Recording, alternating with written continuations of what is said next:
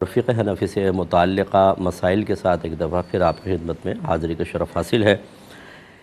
کچھ اور پھر کویسچن ہے۔ ایک کویسچن پوچھا تھا کہ جب پیچھے کوئی بھی مقتدی نہ ہو، اکیلا امام بیچارہ مسجد میں موجود ہے، تو وہ جہری نماز کو جہر سے پڑھے گا یا آہستہ، اور اگر وہ جہر کرتا ہے تو جائز ہے یا نہیں ہے۔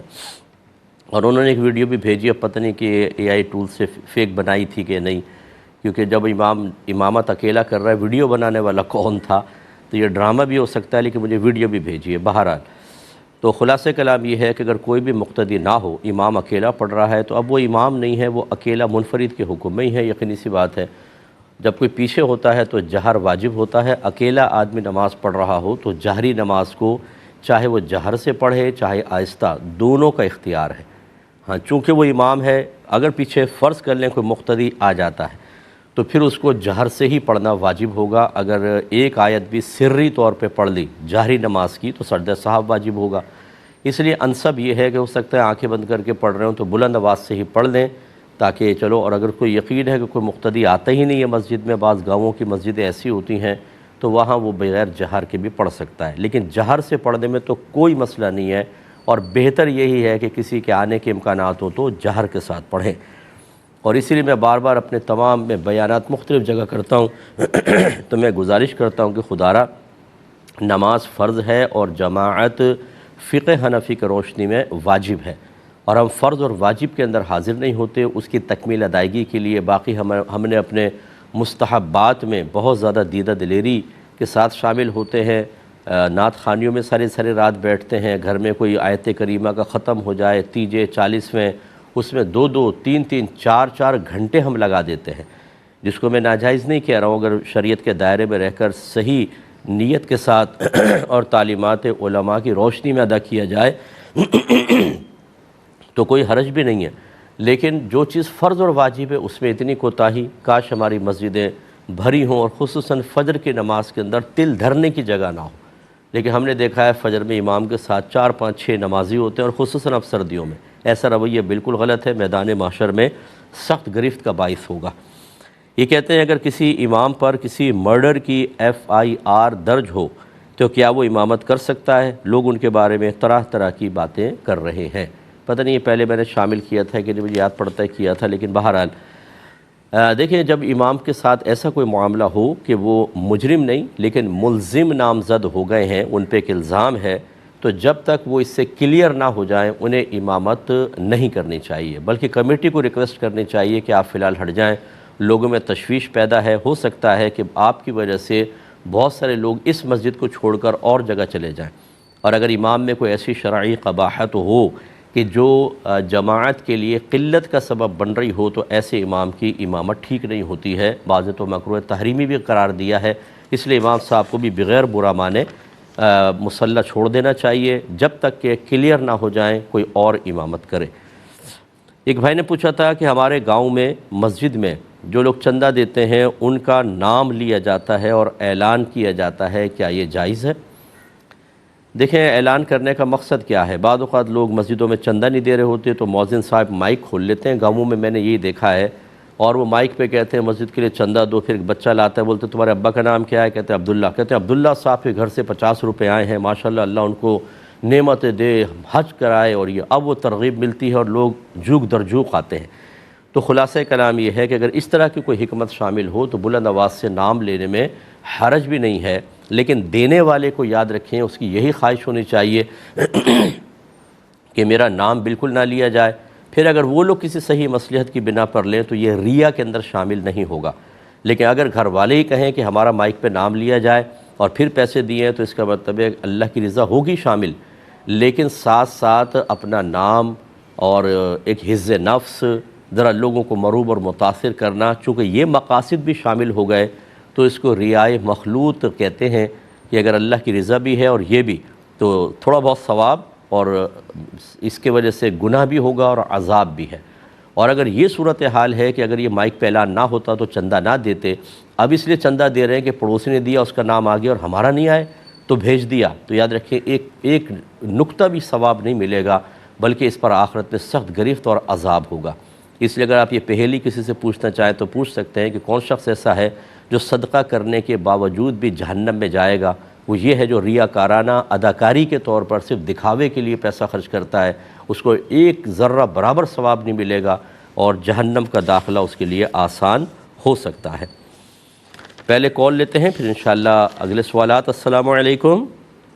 وعلیکم السلام ورحمۃ اللہ وبرکاتہ۔ جی مفتی صاحب، میرا کوشچن تیمم کے بارے میں ہے کہ اگر ہم گاڑی میں ٹریٹمنٹ کے لیے جا رہے ہوتے ہیں یا کہیں تو گاڑی میں نماز پڑھتا ہے تو تیمم کا کیا صرف نیت ہی کافی ہوگی یا مطلب عبایا وغیرہ ہٹا کے ہاتھ پھیرنا ہوگا؟ ٹھیک ہے، اور میں انشاءاللہ عرض کرتا ہوں، انہی کا سوال لے لیتے ہیں۔ یہ اکثر کوشچن کرتی ہیں اور یہ ٹریٹمنٹ کے لیے آؤٹ آف سٹی بھی جاتی ہیں۔ اب اگر گاڑی کے اندر نماز پڑھنی ہے کیونکہ بعض اوقات روکتے نہیں ہیں تو پھر وضو اگر نہ ہو تو تیمم ہی کرنا ہوگا۔ اس کے لیے ہمارا مشورہ یہ ہے کہ یہ بھی، اور اسی طرح اگر آپ لانگ روٹ پہ جا رہے ہیں اور آپ کو یقین ہے کہ کہیں اترنے کا موقع نہیں ملے گا، آپ بھی، اور جو پلین میں سفر کرتے ہیں، بڑی لمبی لمبی فلائٹس ہوتی ہیں، تو وہ بھی اپنے پاس ایک چھوٹا سا چکنا پتھر رکھ لیں، اپنے بیگ میں رکھ لیجئے گا۔ اور چونکہ فقہ حنفی میں امام اعظم رضی اللہ تعالی عنہ کے نزدیک اگر آپ پتھر سے مسح کر رہے ہیں تو اس پر گرد و غبار کا ہونا، مٹی کا ہونا لازم نہیں ہے، اس پتھر سے بھی ہو سکتا ہے، تو اس سے تیمم کر لیں۔ تیمم کے لیے سب سے پہلے نیت لازم ہوتی ہے، شرط ہے، اگر نیت نہیں کریں گے تیمم نہیں ہوگا۔ یعنی یہ پاکی کی نیت کہ میں نماز کو جائز کرنے کی نیت، یہ کرنے کے بعد پھر اس پتھر کو اپنے دونوں ہاتھوں پہ اچھی طرح ملے اور پھر اپنے چہرے پر مسح کریں گے، سر کے بالوں سے لے کر تھوڑے کے نیچے تک، ایک کان کی لو سے دوسری کان کی لو تک۔ پانی میں تو یہ ہوتا ہے کہ آپ ڈالتے ہیں تو وہ خود اپنی جگہ بنا کے ہر جگہ پہنچ جاتا ہے، لیکن جب آپ مسح کریں گے تو لازم بات ہے کہ آپ کو قصداً اپنا ہاتھ وہاں پہنچانا ہوگا۔ تو اچھی طرح نتنوں کے یہاں، ہونٹوں کے اوپر ہاتھ پھیریں، پورے کوئی جگہ رہ نہ جائے تو مسح کرنا ہوگا۔ اس سے آپ کے اس سوال کا جواب ہو گیا کہ عبایا ہٹائے بغیر خالی نیت کر لے تیمم ہو جائے گا، ایسے نہیں ہوگا، آپ کو چہرے پہ پورا مسح کرنا ہوگا۔ جب مسح کمپلیٹ ہو جائے پھر دوبارہ اس کو ہاتھ پر ملے، پھر الٹے ہاتھ سے سیدھے اس طرح پیچھے پورے ہاتھ پہ پھیر کر لائیں اور اس طرح پورے کوہنی تک مسح ہوگا، اور سیدھے ہاتھ سے اسی طریقے سے اس کی کوہنی سمیت مسح۔ بس یہ دو فرض ہوتے ہیں اور نیت اس میں لازم ہوتی ہے۔ اس کے بعد آپ نماز پڑھ سکتی ہیں، لیکن صرف نیت کرنے سے یا خدا نخواستہ اگر آپ نے عبایا کے اوپر ہی خالی ہاتھ پھیر لیا، اس سے آپ کا مسح بالکل بھی نہیں ہوگا، یہ ذہن میں رکھیں۔ ایک اور کالر ہے۔ السلام علیکم۔ وعلیکم السلام جی بھائی ورحمۃ اللہ وبرکاتہ۔ جی فرمائیے۔ جی صاحب، میرا آپ سے سوال یہ تھا کہ میت کو قبر کے اندر دفن کرنے سے پہلے کیا ہم قبر کے اندر بیٹھ کر قرآن کی تلاوت کر سکتے ہیں؟ کس نیت کے ساتھ؟ ثواب کی نیت سے یا برکت کی نیت کے ساتھ؟ چلے بتاؤ۔ اور دوسرا سوال یہ تھا کہ قبر کے اندر قرآن پاک رکھنا جائز ہے؟ ٹھیک ہے، اور جی، اور آخری سوال یہ تھا کہ قرآن کے اندر جس طرح سورۃ الکافرون کے اندر ہم ایک لفظ پڑھتے ہیں ولا انا کافر ما عبدتم، تو یہاں پر یہ ولا جو انا عابد کافر نہیں ہے، ورنہ تو میں کافر ہوا تو معاذ اللہ کفر ہو جائے گا۔ جی وہ تھوڑا سا وہ جی کوئی بات تو نہیں۔ یہاں پر اس طرح کا جو لفظ ہے اس کو کہیں پر جو ہے وہ ہم کھینچ کر پڑھتے ہیں، انا کو کہیں پر نہیں کھینچا جاتا، جی تو اس کی تھوڑا سی بارے میں وضاحت فرما دیں۔ اچھا چلے میں بتاتا ہوں۔ پہلا یہ کہ میت کو قبر میں اتارنے سے پہلے کوئی شخص قبر میں اتر کے اگر تلاوت کرے تو کیا حکم شرع ہے؟ دیکھیں، یہ کوئی سنت نہیں ہے، نہ یہ کوئی مطالبہ شرع ہے، آپ کا ایک اپنا حسن عقیدت ہے کہ اگر ہم قبر میں اتر کے کریں گے تو اللہ تعالیٰ کی رحمت برکتیں نازل ہوں گی، مردے کو اس کا نفع پہنچے گا، یہ آپ حسن ظن قائم کر سکتے ہیں۔ لیکن جب کسی چیز کے بارے میں قرآن و حدیث سے واضح صراحت نہ ہو تو کوئی یقینی اور حتمی فیصلہ نہیں کر سکتے ہیں۔ آپ بالکل اتر کے پڑھنا چاہیں پڑھیں، در و دیوار گواہ ہوں گے، اللہ کی رحمتیں برکتیں نازل ہوں گی، حسن ظن قائم کر سکتے ہیں کہ ان برکتوں سے اللہ تعالیٰ مردے کے لیے آسانی پیدا کر دے گا، لیکن کوئی کنفرم ایسی چیز نہیں ہے، لہٰذا آپ اندر نہ بھی اتریں، مردے کو ویسی دفنا کے باہر سے سال ثواب کر دیں، اس کی قبر انشاءاللہ نور سے منور ہوگی، جیسے کہ حدیثوں میں آیا۔ نئی چیز کوئی بھی اپنے پاس سے اگر آپ ایجاد کرتے ہیں تو اس کے ثواب اپنی طرف سے کوئی متعین نہ کریں، اور وہ خلاف شرع نہیں ہونی چاہیے، علماء سے اجازت لے کے کر لیں، جیسے قبر میں قرآن پڑھنا منع نہیں ہے لیکن سنت وغیرہ سے ثابت بھی نہیں ہے۔ تو ہمارے یہاں یہی ہوتا ہے کہ جب ہم ایک نئے کام کو ایجاد کرتے ہیں، اب کچھ لوگ آپ کو دیکھیں گے پہلے اترے ہوئے پھر وہ بھی اترنا شروع کریں گے، اور یہ ایک نئی چیز مارز وجود میں آ جاتی ہے، پھر پہلے والے کی نیت کا کسی کو نہیں پتہ ہوتا کہ کیوں اترا ہے، اب وہ نئی نئی نیتیں بنا لیتے ہیں۔ ابھی کئی سوال اس طرح کے آنے والے ہیں جو میں آپ کو بتاؤں گا کہ لوگ سن کر خود ہی کر کے اور لوگوں میں پھر عام بھی کرنا شروع کر دیتے ہیں، اور اسی سے سنت کے بجائے بدعت کو رواج ملتا ہے، وہ عام ہو جاتی ہے اور شروع کرنے والا گناہگار ہوتا ہے۔ تو اس لیے خدا نخواستہ آپ گناہگار تو نہیں ہوں گے، لیکن ایسا کوئی بھی نیا کام کرنے سے پہلے ذرا علماء سے رجوع کریں اور پھر اس کو عمل میں لائیں۔ تو کر سکتے ہیں، لیکن میرا مشورہ یہ ہے کہ ایسی جب لوگ نہ ہوں آپ پہلے جا کے کر لیں، چلا جائے گا۔ لوگوں کے سامنے تکلفاً اترنا، بھئی قرآن پڑھ رہے ہیں، مردہ رکھا ہوا ہے، سب بیٹھے ہوئے ہیں، بھئی قرآن پڑھ رہے ہیں ابھی۔ اب جتنے بچے دیکھ رہے ہوں گے دوسرے لوگ کہیں گے یہ بھی کوئی مذہب کا حصہ ہوگا، بس وہاں آپ نے بدعت ایجاد کر دی، چاہے آپ کا اچھا قصد و ارادہ تھا، اس کے بعد آپ دیکھیں پورے قبرستان میں یہ چیز شروع ہو جائے گی اور لوگ بھی ایسا کریں گے۔ اس سے خرابی پیدا ہوتی ہے کہ اصل دین سے ہٹتے جاتے ہیں اور نئی نئی چیزیں ہمارے ہاں رواج پاتی رہتی ہیں، جو میرے خیال میں قطعاً مناسب نہیں ہے۔ ایک انہوں نے کہا کہ کیا قبر میں قرآن رکھنا جائز ہے؟ جی بالکل نہ رکھیں، اس میں قرآن کی بے حرمتی ہے۔ قرآن پاک پڑھنے کے لیے نازل کیا گیا ہے، نہ کہ قبروں کے اندر رکھنے کے لیے تاکہ مردوں کو نفع پہنچے۔ ہاں چند کلمات اگر کوئی جیسے عہد نامہ کے بارے میں کہا جاتا ہے یا کوئی شجرت شریف ہوتا ہے پیر صاحب کا، وہ بعض لوگ رکھتے ہیں کہ چلو میت کے لیے آسانی ہوگی، کہ ایسے بہت سے واقعات اکابرین سے منقول ہوئے ہیں کہ ان کے ساتھ اچھا معاملہ ہوا تو خواب میں آ کے انہوں نے بتایا، یعنی اللہ نے ان کو آنے کا موقع دیا، کسی کو بتایا، یا بعض بزرگان دین عالم کشف میں جن کو کشف قبور کی نعمت اللہ کی طرف سے حاصل ہوتی ہے، ان کو خود مردوں نے بتایا کہ ہمارے ساتھ ایسا ہوا، تو انہوں نے وہ چیزیں عام کی۔ لیکن بہرحال قرآن کے بارے میں تو کسی نے اجازت نہیں دی ہے اور مناسب بھی نہیں ہے۔ اور جب آپ کو ایسا کوئی کاغذ وغیرہ رکھیں بھی، ہمارا مشورہ یہ ہے کہ پلاسٹک کوٹنگ میں کریں اس کو، اور جیسے مردہ لیٹا ہوا ہے اس کے دیوار قبلہ میں ایک تھوڑا گڑھا کھود کر اس میں رکھیں۔ میت کے اوپر نہ رکھیں کہ میت ہو سکتا ہے پھولے گی، پھٹے گی اور پھر وہ تمام چیزیں آلودہ ہوں گی، اور اللہ کا نام بابرکت چیز کو آلودہ کرنا مناسب نہیں ہوتا، اس لیے اس طرح آپ کر سکتے ہیں کہ قرآن کو نہ رکھیں۔ ایک مختصر سا بریک لیں گے، ہمیں یقین ہے آپ ہمارے ساتھ ہی رہیں گے۔ بسم اللہ الرحمن الرحیم، پہلے کال لیتے ہیں۔ السلام علیکم۔ جی وعلیکم السلام ورحمۃ اللہ وبرکاتہ۔ جی بھائی جان، جناب نذیر احمد بول رہا ہوں سر، اکاڑا سے۔ جی فرمائیے۔ تو سر سوال پوچھنا تھا یہ کہ ہمارے ہاں نا سر عموماً قبر میں میت کو دفناتے وقت یا دفنانے کے بعد اذان دی جاتی ہے جی۔ ٹھیک ہے۔ تو سر پوچھنا یہ تھا کہ اگر اذان دینی ہوتی ہے تو دفناتے وقت دی جاتی ہے یا دفنانے کے بعد دی جاتی ہے یا کہ نہیں دینی چاہیے؟ ٹھیک ہے۔ اور دوسرا سوال یہ تھا کہ اگر والد یا والدہ کی قبر پہ جایا جائے تو احسان ثواب کے لیے وہاں بیٹھ کر کچھ زیادہ ایسا کیا پڑھا جائے، کیا احسان ثواب کیا جائے پڑھ کے زیادہ کہ میت کو زیادہ سے زیادہ ثواب ہو جائے؟ ٹھیک ہے، اور میں انشاءاللہ عرض کرتا ہوں۔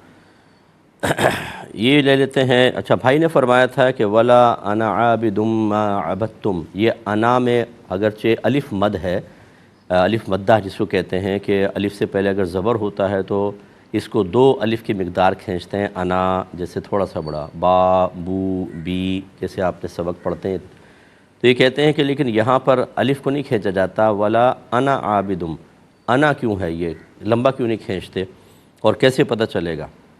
دیکھیں جس قراءت کو آج کل ہمارے یہاں فالو کرتے ہیں اس میں اس الف کو سائلنٹ پڑھا جاتا ہے، گویا کہ لمبا نہیں کھینچا جاتا، انا، نون زبر نا پہ ہی بات ختم ہو جاتی ہے، اور اس کی علامت عموماً یہ ہوتی ہے کہ الف کے اوپر ایک چھوٹا سا گول دائرہ بنا ہوتا ہے جس سے آپ سمجھ جائے گا کہ اس الف کو نہیں پڑھنا ہے، لمبا نہیں کرنا۔ تو یہ قراءت کا مسئلہ ہے، ہو سکتا ہے کوئی دوسری قراءت کو فالو کرے کیونکہ قرآن 7 قراءتوں پر نازل ہوا اور وہ انا لمبا کر کے پڑھے تو اس میں کوئی حرج بھی نہیں ہوگا، لیکن جو مشہور قراءت ہے جس کے تحت ہم پڑھ رہے ہیں اس میں اس الف کو سائلنٹ کر دیا جاتا ہے اور اسی طرح پڑھنا چاہیے۔ اور باقی کسی مقام پر اگر کوئی لفظ میں کسی پہ الف کے اوپر آپ کو گول دائرہ سے نظر آئے تو سمجھ جائیے کہ وہ اسی قبیل سے ہے اور اسی طریقے سے اس کو پڑھنا ہے۔ بھائی نے فرمایا کہ ہمارے یہاں قبر میں مردے کو بعض اوقات دفنانے سے پہلے، بعض اوقات دفنانے کے بعد اذان دی جاتی ہے، یہ کب دینی چاہیے اور دینی بھی چاہیے کہ نہیں دینی چاہیے؟ دیکھیں قبر پہ اذان باقاعدہ کوئی ثابت تو نہیں ہے نبی کریم صلی اللہ علیہ وسلم سے، لیکن جیسے بچے کے کان میں اذان دیتے ہیں یہ شریعت سے ثابت ہے، اور کیوں دیتے ہیں؟ برکت کے لیے۔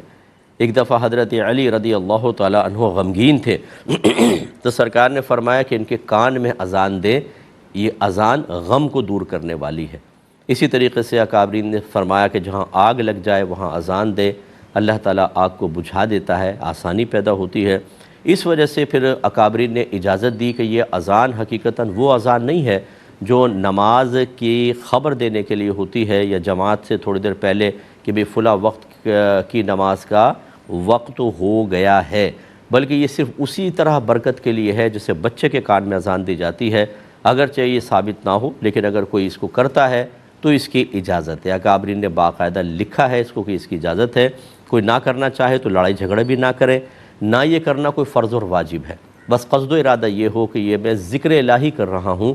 اور انشاءاللہ جو اذان کے فضائل نبی کریم صلی اللہ علیہ وسلم نے بیان فرمائے، جس سے کہ ایک فضیلت یہ ہے کہ جب کوئی مؤذن اذان دیتا ہے تو جہاں تک اس کی آواز جاتی ہے شیطان دور بھاگ جاتا ہے۔ اس کا مطلب یہ ہوا اگر آپ اذان دیں گے تو مردے سے آگ وغیرہ کے اثرات دور ہوں گے، اس کی گھبراہٹ دور ہوگی، برکات کا نزول ہوگا، شیطان دور ہو جائے گا۔ اس وجہ سے اکابرین نے اس کی اجازت دی ہے۔ وہ چاہے آپ مردے کو دفن کرنے سے پہلے، بہتر تو ہے کہ دفن کرنے کے بعد پھر کھڑے ہو کر اذان دے لیں، تاکہ اب کیونکہ وہ منکر نکیر آنے والے ہیں، اب اس کے لیے آگے اگر اچھے اعمال ہیں تو اچھا معاملہ، لیکن خدا نخواستہ برے اعمال ہیں تو ہو سکتا ہے کچھ عذابات قبر اس کی طرف متوجہ ہو جائیں، اور آپ کی دی گئی یہ اذان جو اس وقت اصلاً ذکر الہی کی حیثیت رکھتی ہے اس کے لیے باعث تخفیف بن جائے، تو اس لیے دفنانے کے بعد آپ پڑھ لیں۔ اور اگر کوئی نہیں پڑھنا چاہتا، وہی جیسے میں نے کہا اس میں جھگڑا بالکل نہ کریں، کوئی فرض یا واجب نہیں ہے، نہیں دی اذان کوئی مسئلہ نہیں ہے۔ یہ کہتے ہیں کہ والدین کی قبر پہ جا کے کیا ہم پڑھیں کہ ان کو زیادہ سے زیادہ فائدہ پہنچے؟ دیکھیں بہتر ہے قرآن پاک کی تلاوت کریں اور اس کا ثواب ان کو بخشیں، درود پاک پڑھیں اور ذکر الہی کریں۔ اسی طریقے سے قریب جو ہے قبر کے اوپر نہیں، قریب کچھ پودے لگا دیں، لیکن ایسے نہیں کہ دوسروں کی جگہ کور کر لیں آپ، یا چلنے میں لوگوں کو دقت ہو، تاکہ جب تک وہ پتیاں ذکر الہی کریں گی انشاءاللہ مردے کو انس حاصل ہوتا ہے اور عذابات میں تخفیف کے امکانات ہیں۔ جیسے وہ مشہور حدیث میں ہے کہ سرکار نے 2 قبروں پہ تر شاخ لگائی اور فرمایا مجھے یقین ہے کہ جب تک یہ شاخیں تر رہیں گی ان کے عذاب میں تخفیف رہے گی۔ تو علماء نے یہی اس میں لاجک بیان کی ہے کہ جب تک وہ شاخیں تر رہیں گی ذکر الہی کرتی رہیں گی، اور یہ ذکر الہی مردے کے لیے باعث تخفیف ہوگا، حالانکہ یعنی اس کے عذاب کے لیے باعث تخفیف ہوگا، جبکہ ہمیں ان کی آواز بھی نہیں آ رہی، لیکن اللہ تعالیٰ کو علم ہے، اللہ اس کی برکت سے ان کو رفع دے گا۔ اور یہاں تو ہم پڑھ رہے ہیں، آواز بھی آ رہی ہے اور مردہ سنتا بھی ہے اللہ تبارک و تعالیٰ کی عطا سے، اور قریب کی چیزیں گواہ بھی بن رہی ہیں، تو یہ قرآن پاک وغیرہ پڑھ کر ضرور بخشے، بہت اچھی بات ہے۔ ایک بھائی نے کویسچن کیا تھا کہ کیا جنت البقیع کی مٹی جو قبرستان ہے مدینہ شریف کا، کیا یہ زمانہ نبوی صلی اللہ علیہ وسلم والی ہی مٹی ہے، یعنی اس وقت سے ابھی تک وہاں قائم ہے؟ اگر ایسا ہے تو کیا ہم وہاں کی تھوڑی بہت مٹی اٹھا کر برکت کے لیے لا سکتے ہیں؟ دیکھیں پہلی بات تو یہ کہ کوئی کنفرم نہیں ہے کہ وہاں کی وہی والی مٹی ہے کہ نہیں، کیونکہ اتنا اس میں تبدیلیاں ہو چکی ہیں۔ پہلے والی جو بڑے بڑے قبور تھی، قبے تھے باقاعدہ، وہ مسمار کر دیے گئے، ان پہ بلڈوزر چلایا گیا، دوبارہ مطلب یہ کہ ان کو قبروں کو بنایا، اور ہو سکتا ہے بہت ساری نئی مٹی ڈالی ہو، اس لیے کوئی کنفرم نہیں ہے کہ یہ اس میں ابھی تک زمانہ نبوی والی مٹی موجود ہے۔ اور فرض کر لیں اگر ہو بھی تو قبرستان سے اس طرح مٹی اٹھا کر لانا شرعاً جائز نہیں ہے، وہ قبرستان وقف ہوتے ہیں اور وقف کی کوئی بھی چیز اپنے قبضے میں آپ نہیں لے سکتے ہیں۔ اور تیسری چیز یقیناً اگر شرطے نے آپ کو دیکھ لیا تو وہ آپ کو روکے گا، ڈانٹے گا، ڈپٹے گا، کوئی برا بھلا کہے گا، تو ایک صرف اس شوق میں کہ مٹی اٹھا کر لے آئیں، آپ اپنے آپ کو ذلت پر بھی پیش کریں گے۔ جو قبور میں تقریباً 10,000 کے قریب صحابہ کرام مدفون ہیں، جو بھی قریبی صحابی کا مزار ہوگا اس کے چیخنے چلانے سے ان کو پریشانی ہوتی ہے، اذیت ہوتی ہے، ایسی چیزیں نہ کریں، جائیں آپ ایصال ثواب کریں، اللہ کی بارگاہ میں دعا کریں اور ادب سے واپس آ جائیں۔ یہ کہتے ہیں کسی شوہر نے بیوی سے کہا جا دوسرا شوہر کر لے، غصے میں کہا تھا طلاق ہو گئی یا نہیں؟ دیکھیں اس میں شوہر کی نیت معلوم کر لیں کہ کیا تم نے طلاق کی نیت سے کہا تھا۔ اگر وہ کہتا ہے کہ ہاں میں نے طلاق کی نیت سے کہا تھا، طلاق ہو جائے گی۔ یا وہ کہے کہ نہیں میں کچھ نہیں جانتا، اور بیوی الزام لگا رہی ہے کہ طلاق، تو شوہر کو کہا جائے گا قسم کھا کر انکار کر دیں کہ میرا ارادہ طلاق کا نہیں تھا۔ تو اگر وہ اقرار کر لے تب بھی ہو جائے گی، اگر وہ قسم کھانے سے انکار کر دے تب بھی ہو جائے گی۔ اور اگر وہ قسم کھاتا ہے کہ میرا ارادہ بالکل طلاق کا نہیں تھا، تو پھر ان الفاظ کنایہ کو مان لیا جائے گا اور بیوی کو طلاق نہیں ہوگی۔ تو یہ شوہر پر موقوف ہے، اس کی نیت معلوم کرنے کے لیے قسم کھلوا لیں۔ ایک بھائی نے کہا تھا کہ یہ جمعے میں بیان سے پہلے بعض لوگ مائک پر کافی دیر تک نعتیں پڑھتے رہتے ہیں، جس سے جو لوگ نماز پڑھتے ہیں پہلے سنتیں ان کو شدید تکلیف ہوتی ہے۔ کیا یہ جمعے کے بیان سے پہلے اس طرح نعتیں پڑھنا ضروری ہوتا ہے؟ جی بالکل ضروری نہیں ہے، نہ نعت اس طرح پڑھ سکتے ہیں کہ لوگوں کو تکلیف پہنچے، نہ قرآن پاک کی بلند آواز سے تلاوت کر سکتے ہیں۔ بعض لوگ مسجد میں بیٹھے ہوئے بلند آواز سے قرآن پڑھتے ہیں اور کوئی نماز پڑھ رہا ہو تو یہ بھی شرعاً جائز نہیں، آواز کو پست کریں۔ یہ نہیں کہہ سکتے آپ کہ آپ نماز پڑھتے رہو، ہم تو نعت پڑھیں گے، چاہے تم ڈسٹرب ہو اور تم نعت کو منع کر رہے ہو۔ اس طرح بالکل ایموشنلی بلیک میلنگ کی حاجت نہیں ہے۔ مائک پر ویسے ہی غیر ضروری طور پر جبکہ کوئی کوئی جیسے ایک تو ہوتی ہے کہ محفل ہو رہی ہے، کوئی جلسہ رکھا ہوا ہے، اس میں محلے والوں کا بھی ایک ذہن بنا ہوتا ہے کہ چلو ٹھیک ہے جی قرات ہوگی، نعت ہوگی، ہم شریف ہوگی، بیان ہوگا، تو وہ بیچارے برداشت کر لیتے ہیں۔ لیکن اس طرح جمعے کی نماز سے پہلے ہر جگہ یہ رائج نہیں ہے، بعض جگہوں پر بلند آواز سے پڑھتے ہیں، پورا محلہ بھی ڈسٹرب ہوتا ہے اور خصوصاً نمازی، یہ چیز صحیح نہیں ہے۔ نعت کو موقوف رکھا جائے جب تک نمازی نماز پڑھ رہے ہیں، اس کے بعد کوئی نہیں ہے تو پھر آپ وہ بھی آہستہ آواز میں، ایسا کہ لوگوں کو تکلیف نہ ہو، اس کا خیال رکھنا بہت ضروری ہے۔ ایک بھائی نے پوچھا ہے کہ نفس کی نفی کیا چیز ہے؟ بعض لوگ کہتے ہیں نفس کی نفی کرو۔ کسی نے کہا کہ جسے کوئی غم نہ ہو یا جسے نفس کی نفی سیکھنی ہو وہ بکری پال لے، کیا یہ صحیح ہے؟ دیکھیں نفس کی نفی سے مراد نفس کی مخالفت ہے، اور نفس کی مخالفت کا مطلب اس کی خواہشات کا رد کرنا ہے۔ نفس کی خواہش تین طریقے سے ہوتی ہے یا تین طرح کی ہوتی ہے۔ ایک تو نیک خواہش، وہ آپ کو نیکی کا کام بولے گا، تو آدمی کہتا ہے نفس کیسے نیکی کا حکم دے رہا ہے؟ اس میں اس کی چال ہوتی ہے کہ وہ کسی بڑے نیک عمل کے مقابلے میں چھوٹے نیک عمل پر آپ کو لا رہا ہوتا ہے۔ جیسے آپ چاہیں کہ تازہ وضو کر کے 2 رکعت نماز پڑھوں تو آپ کو اندر سے مشورہ ملے گا چھوڑو درود پاک پڑھ لیتے ہیں، کتنا باعث فضیلت ہے اور اس میں مشقت بھی نہیں، وضو بھی ضروری نہیں۔ اب یہ بھی ہے، یہ بھی افضل ہے، لیکن اس میں تھی مشقت تو نفس چاہتا ہے اس میں آ جائے۔ جب اس طرح کا کوئی مشورہ اندر سے ملتا ہے کہ ایک بڑے نیک عمل کے مقابلے میں کسی چھوٹے نیک عمل کی طرف یا کم مشقت والے کی طرف لانے کی دعوت مل رہی ہے تو سمجھ جائیے کہ نفس یا شیطان کی طرف سے اس کی مخالفت کریں، اور مخالفت کا طریقہ یہ ہوگا کہ دونوں ہی عمل کریں، اس کو بولیں یہ بھی کروں گا اور یہ بھی کروں گا۔ دوسری اس کی خواہشات حرام ہوتی ہیں، گناہ کی خواہش دیگر، اس کی تو نفی کرنا، مخالفت کرنا فرض ہے۔ اور تیسری ہوتی ہے مباح خواہشات، نہ گناہ نہ ثواب، آپ بیٹھے رہیں دل چاہے یا ٹھنڈا پانی پی لوں، چائے پی لوں، انگور کا رس پی لوں، کوئی ریڑھی نظر آئی اس پہ چھولے بک رہے ہیں تو چلو چھولے کھا لیتا ہوں۔ یہ جو اندر کی خواہشات ہیں یہ نفس کی مباح خواہشات ہیں، ان کی بھی مخالفت کرنی چاہیے، لیکن کوئی یہ فرض یا واجب نہیں ہے ان کی مخالفت کرنا، لیکن یہ کوشش کرنی چاہیے کہ حتی الامکان اس کو بھی رد کریں، کیونکہ نفس کی مثال ایک بچے کی سی ہے۔ جب آپ بچے کی ایک ضد پوری کر دیتے ہیں وہ دوسری کروائے گا، دوسری پوری کریں گے تیسری کروائے گا، اور جب وہ اپنی بات منوانے کا عادی ہو جائے پھر آپ اللہ کا واسطہ دیں یا رسول کا، وہ کہنا نہیں مانے گا۔ یہ نفس ہوتا ہے کہ آپ نے ایک مباح خواہش پوری کر دی، اس نے کہا چائے پلاؤ، حاضر ہیں، گلاب جامن کھلاؤ، حاضر ہیں، شربت پی لو، حاضر ہیں صاحب، بوٹی کھاؤ، بوٹی کھا لی، ہر چیز آپ مان رہے ہیں۔ اس کے بعد پھر وہ کہتا ہے نماز نہیں پڑھو، تو آپ کے اندر اتنی ہمت باقی نہیں ہوگی کہ آپ مقابلہ کر لیں۔ اس لیے بھی ان مباح خواہشات سے رک نہیں سکتا آدمی، تو اس میں طریقہ یہ ہوتا ہے کہ جیسے 10 خواہش یہ ذہن بنا لیں کہ روزانہ جتنی مباح خواہشات ہیں ان میں سے 5 تو ایسی ہوں گی کہ میں رد کروں گا اور بالکل نہیں کروں گا، 5 ڈیلی ایسا کریں، اور باقی جو میں پوری کروں گا وہ فیس لے کے پوری کروں گا۔ مثلا 5 تو آپ نے رد کر دی، پھر 6ٹھی خواہش بیدار ہوئی ٹھنڈا پانی پینے کی، آپ نے کہا پلاتا ہوں لیکن پہلے 20 دفعہ درود شریف پڑھ، راضی ہو جائے 20 دفعہ درود شریف پڑھیں پھر یہ آپ پئیں، انشاءاللہ کبھی باطن کے اندر سیاہی پیدا نہیں ہوگی بلکہ نور میں اضافہ ہوگا۔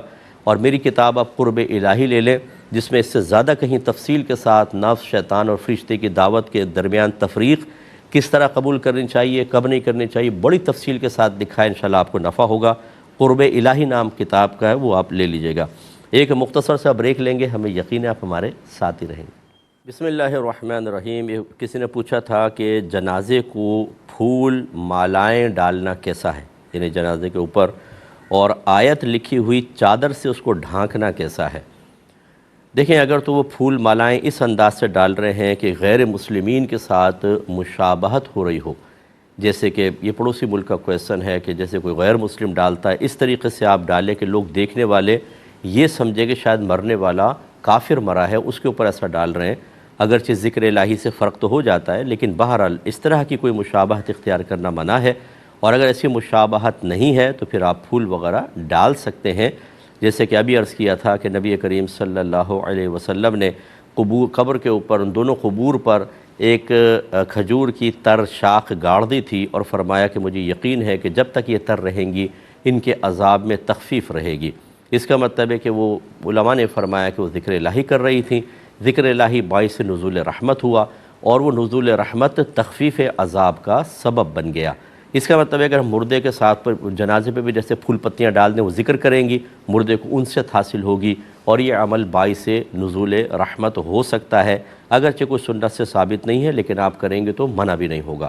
دوسرا یہ کہ جو آیت والی چادر ہے اس کو ڈالنے میں بڑی احتیاط کریں، ہو سکتا ہے کہ کوئی بے وضو آدمی اس پہ ہاتھ لگا دے تو گناہ گار ہوگا، خصوصاً جب قبرستان لے کے جاتے ہیں تو وہ چادر یوں سمیٹ کر پکڑا دی جاتی ہے، اور لینے والے اس کو کہیں پہ بھی ڈال دیتے ہیں، اور یہ ٹھیک نہیں ہوتا۔ واپس لے آتے ہیں لیکن اس ٹائم رکھ دیتے ہیں سائیڈ میں، اس پہ اللہ کا آیت الکرسی لکھی ہوئی ہوتی ہے، کوئی آیت لکھی ہوتی ہے، لوگ اس پہ چڑھ سکتے ہیں، بے وضو ہاتھ لگاتے ہیں۔ اس لیے اس طرح کی چادر ڈالنے سے مردے کے لیے کوئی راحت کا سامان نہیں ہوگا، یہ ذہن میں رکھیں۔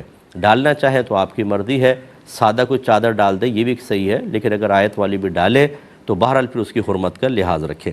پچھلے کویسچن میں ایک بات رہ گئی تھی، انہوں نے کہا تھا کہ کسی نے کہا ہے کہ جسے کوئی غم نہ ہو یا وہ نفس کی نفی سیکھنی ہو تو وہ بکریاں پال لے۔ پہلے یہ بالکل غلط قول ہے۔ پہلی بات تو یہ ہے کہ جسے کوئی غم نہ ہو بکریاں پال لے، تو کیا غم حاصل ہونا، پریشانی حاصل ہونا یہ کوئی اتنی مثبت چیز ہے، اتنی اہم چیز ہے، اتنا باعث بلندی درجات ہے کہ بکریاں پال کے اپنے آپ کو غم میں ڈالو، کیونکہ پہلے غم نہیں تھا؟ بالکل احمقانہ سا مشورہ ہے یہ۔ ہو سکتا ہے کسی بزرگ سے ایسی چیز منقول ہو تو پھر سیاق و سباق دیکھیے گا، وہاں اس کا کوئی صحیح محل ہوگا۔ مطلقاً لوگوں کو مشورہ دے دینا بالکل ٹھیک نہیں ہے۔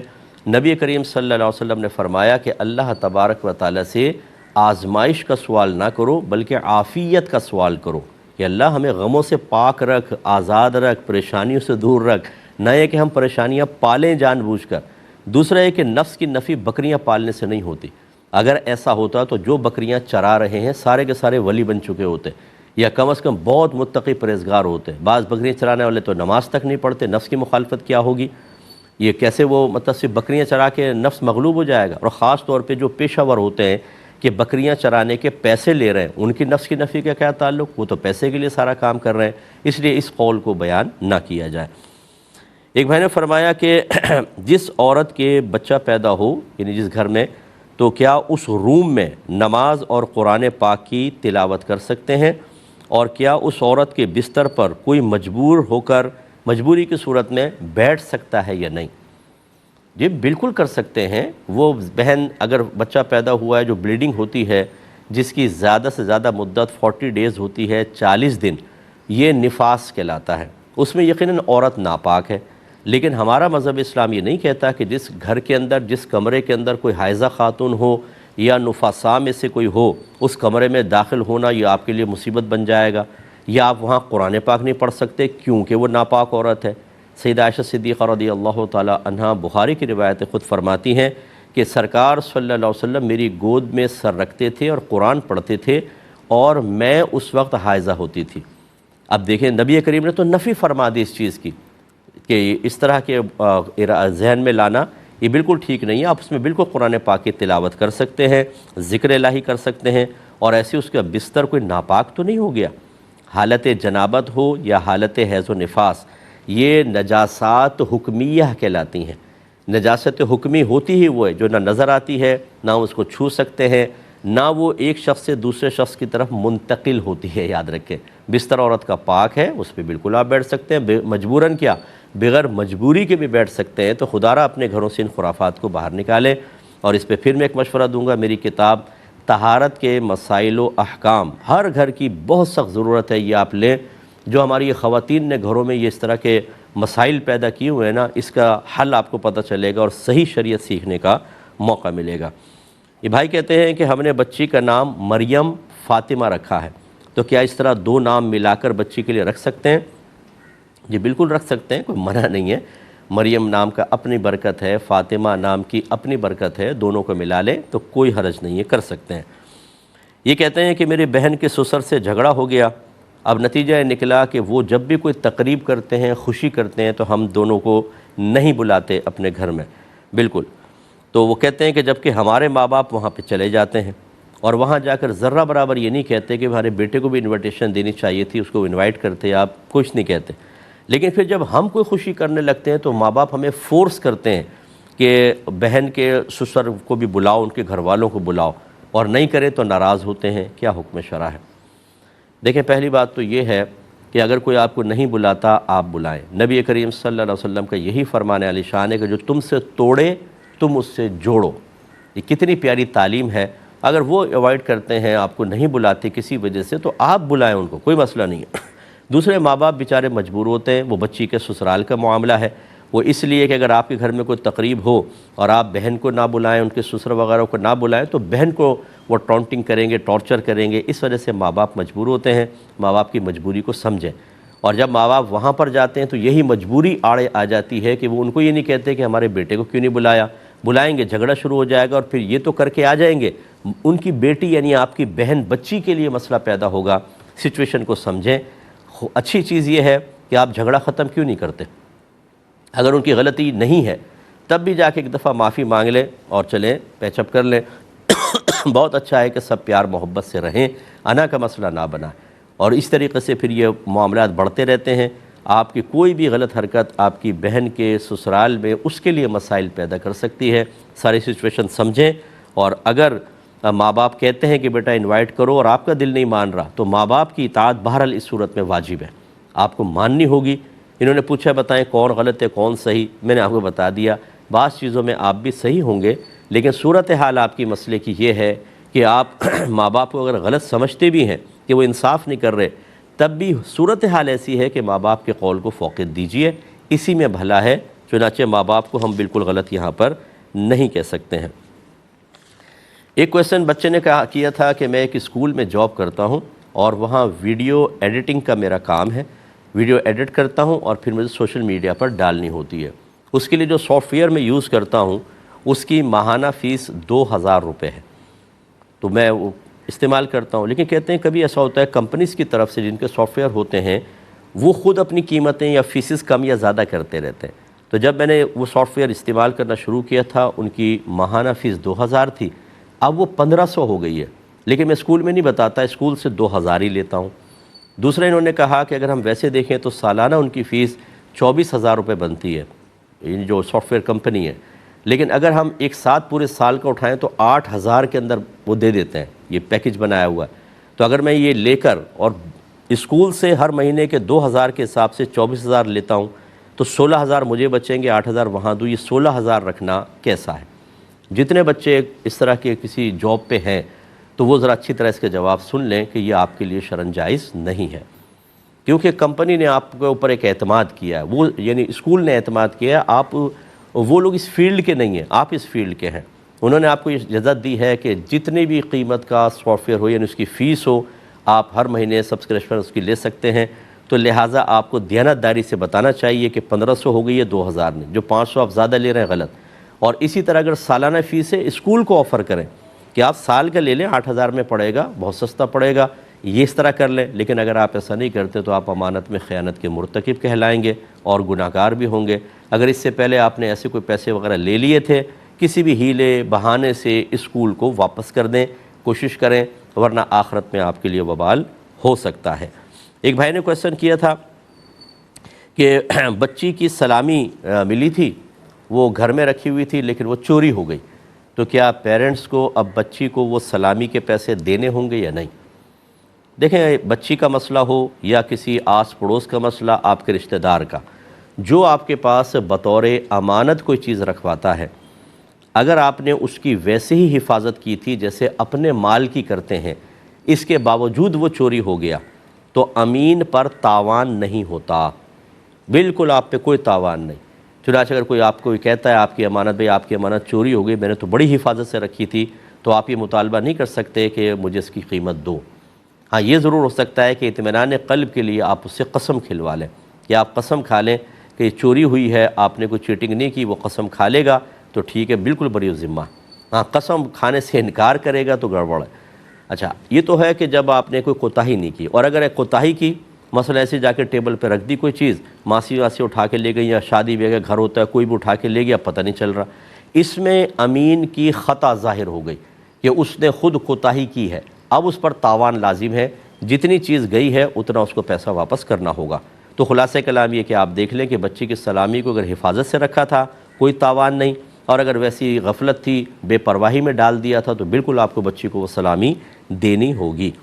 یہ کہتے ہیں کہ بعض اوقات ہم دکان سے گوشت لیتے ہیں بکرے کا یا مرغی کا، شاپر میں ڈال کے لاتے ہیں، اس پر گوشت لگا ہوتا ہے، خون لگا ہوتا ہے، تو کیا وہ خون پاک ہے کہ ناپاک؟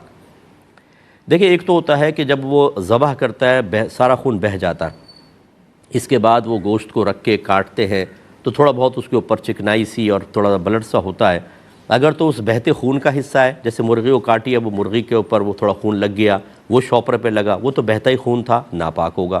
لیکن اگر ایسا نہیں ہے، اس سے بالکل کھال وغیرہ اتار کے صاف کر دی، اس خون کا اثر یہاں تک نہیں ہے، اب وہ مرغی کاٹ کر ڈالتا ہے، اس سے کوئی چکنائی وغیرہ یا کوئی اندر سے جو ہڈیوں میں بلڈ وغیرہ محسوس ہوتا ہے وہ لگا ہوا ہے، وہ بالکل پاک ہے۔